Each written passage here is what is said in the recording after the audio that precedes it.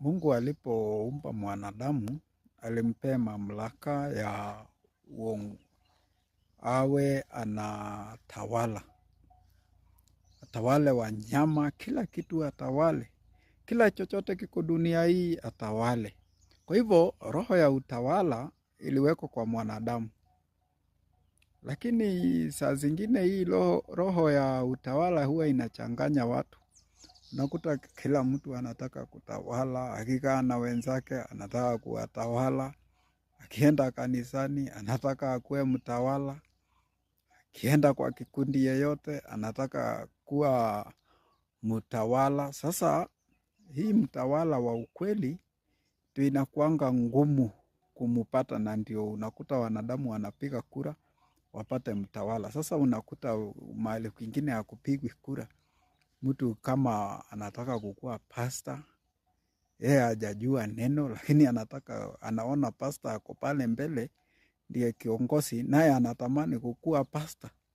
Unakuta sasa shida mingi analete juu anataka kufikia yule, na ajui pale ule amepita ndio akue pasta.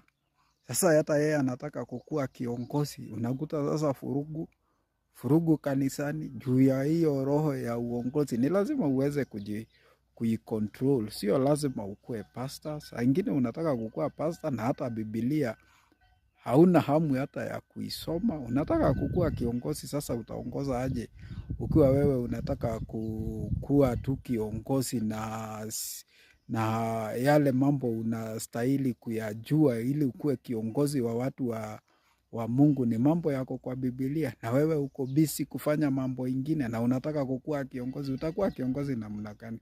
Acha Mungu akusaidie. Mungu akikupa ono ukue kiongozi, ukue pasta wa maana. Usikue pasta kwa sababu ya kiburi, kwa sababu ionekane. Na hiyo ndio inakuta sasa makanisa imekuwa mingi juu kila mtu anataka kukua pasta, hataki kukua chini ya mwingine. Wacha tukue kiongozi kwa sababu ya neno la Mungu, sio tu kwa sababu ya kazi ya Mungu, sio kwa sababu ya tamaa zetu, bali tukue kwa sababu ya neno la Mungu. Na Mungu awabariki sana.